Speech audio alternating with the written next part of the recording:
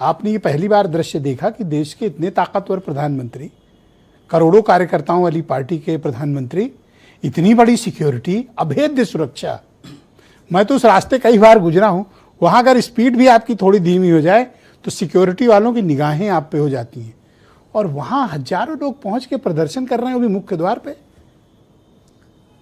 देखिए, इसको आप सुरक्षा चूक के तौर पर भी देख सकते हैं, लेकिन कल भी संसद की ओर कूच कर गए थे, रेल भवन को एक तरह घेरा था, वायुसेना भवन को घेरा था, और कल शायद इतनी फोर्स तैयार नहीं रही होगी, लेकिन आज तो उसको तैयार रहना चाहिए था। लेकिन इन सब के इतर ब्रजेश जी कुछ बातें हैं जो हमारे यहाँ बड़ी कॉमन रही हैं कि हमारे यहाँ अतीत में बहुत सारी सरकारें ऐसी रही, नेताओं के जो नैतिकता थी वो ऑन डिमांड, जनता की डिमांड पर फैसले करते थे, और वो फैसले जनहित के होते थे। लेकिन आज ये शब्द गायब हो गया है कि जनता की मांग पर सरकार कोई फैसला क्यों नहीं करती है, क्योंकि वो ये जवाब देती है कि अगर अभी कर दिया तो इससे गलत संदेश चला जाएगा। यानी कि इस देश में जनता चाहे जो डिमांड करे उसके अनुरूप अगर निर्णय करेंगे तो उससे गलत संदेश जाएगा। वो किसी दागी को, किसी आरोपी को, किसी के खिलाफ आंदोलन को तुरंत कार्रवाई नहीं करेंगे। ये एक जो भावना बन गई, ये बड़ी गलत धारणा है। सरकारों को इसको बदलना चाहिए।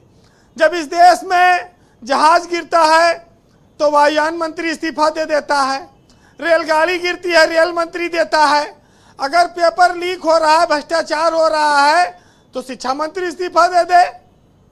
इसमें कौन बड़ी बात है? नेता मंत्री बनते रहते हैं, फिर बन जाते हैं दोबारा।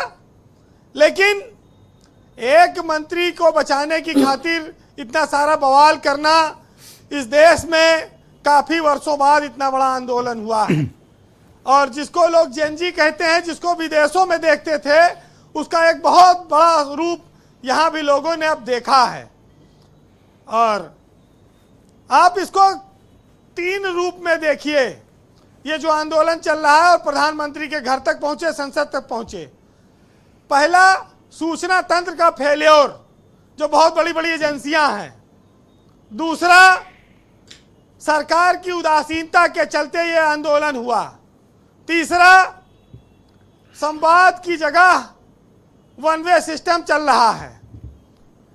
सरकारें लोकतांत्रिक सिस्टम से आती हैं, संसद के बाहर निकलकर किसी मंत्री को, किसी व्यक्ति को आज ये बयान देना चाहिए सरकार की ओर से, जितने सवाल हैं आप लाइए, हम उसका जवाब देने के लिए तैयार हैं।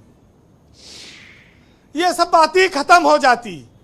लेकिन छोटे छोटे बच्चों को, बच्चियों को पुलिस ने पीटा, किसी का हाथ टूटा, किसी का पैर टूटा, कोई रो रहा है, कोई भूखा है। ये तस्वीरें देश भर में गई हैं। इसको लोगों ने अच्छा नहीं माना है, और इस बात को ध्यान रखना चाहिए सरकार को, जो भी रणनीतिकार हैं, कि इन मुद्दों पर संवाद सीधा करें और जल्दी करें, क्योंकि लोग इस देश में अब उनके बोलने का इंतजार कर रहे हैं। लोग सुनना चाहते हैं कि इस पर क्या राय है, क्या फैसला करना चाहती है सरकार। प्रधानमंत्री ने कहा कि हम इस देश के बच्चों का भविष्य बनाने के लिए रात दिन मेहनत करते हैं। लेकिन आज बहुत बड़ी संख्या में बच्चे निकले हैं, तो उनका कोई प्रतिनिधि आकर ये बोले और इस बात को साबित करे, क्योंकि आज सरकार को अब एक संकट मोचक की जरूरत है। अगर कोई संकट मोचक बाहर नहीं आता है तो ये जान लीजिए कि ये बात आपने सही कही, इस सरकार में कोई बातचीत करने वाला मिनिस्टर नहीं। पहले राजनाथ सिंह लीड लिया करते थे, लेकिन अब मैं देखता हूं बहुत ही वो अपने को लो प्रोफाइल कर लिए। कोई ऐसा एक कॉमन व्यक्ति नहीं जिस पर सब भरोसा करें या जिनके साथ संवाद स्थापित हो सके। देखिए, ये बात तो तय है कि धर्मेंद्र प्रधान का वनवास होना है। अभी कर दें तो वो चाहे दबाव माने चाहे न माने, चाहे उसके बाद करें, लेकिन ये तो होना है, ये रुकेगा नहीं। और बस ये है कि जनता की इच्छा पर कर देंगे तो अच्छी बात है, नहीं करेंगे तो फिर जी। देखिए, शांतिपूर्ण आंदोलन तो सबका हक है, वो आंदोलन अपना कर रहे हैं, अपनी बात कहने का अधिकार है। अगर पेपर में लीकेज है, परीक्षा सही नहीं हो रही है, तो जिम्मेदारी किसी न किसी को लेनी पड़ेगी, क्योंकि सब भारत माता की संतानें ही तो हैं। इस देश के बाहर से तो कोई आया नहीं आंदोलन करने, हैं यहीं के लोग। और जी कंक्लूड करें वीरेंद्र जी। राजनीति में थोड़ा वक्त कांग्रेस शिथिल पड़ी थी, उसको मौका मिला। राहुल और प्रियंका गांधी आज, कल चूंकि समाजवादी पार्टी की नेता डिंपल यादव पूरे दिन मैदान में थी, उनके सांसद थे, आज कांग्रेस जागी और उसने नए सिरे से अपना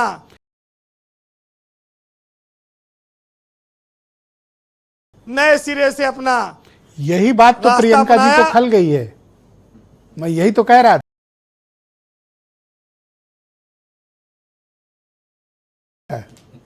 कि ये जो जग गए वो खल गई बात। वीरेंद्र जी कंक्लूड करें एक प्लीज। जगह कहा जाता है कि पता नहीं सरकार मगरूर होती है या मजबूर होती है, ये बात का पता नहीं, लेकिन अगर जनता हड़ताल न करे तो ये बात पता नहीं चलेगी आपको, जनता आंदोलन नहीं करेगी। जी वीरेंद्र जी। तो बस इसी तरह से है। आज राम प्रसाद बिस्मिल का एक शेर है, मैं सुनाऊंगा, सुनिएगा कि मिट गया जब मिटने वाला, फिर सलाम आया तो क्या, और दिल की बर्बादी के बाद उनका पयाम आया तो क्या, और मिट गई जब सब उम्मीदें, मिट गए जब सब सवाल, उस घड़ी नामवर लेकर मोहब्बत का पैगाम आया तो क्या। वाह, बहुत शुक्रिया वीरेंद्र जी, आपका बहुत बहुत धन्यवाद हमारे साथ इस परिचर्चा का हिस्सा बनने के लिए। बहनों भाइयों, दूसरा चरण शुरू करते हैं।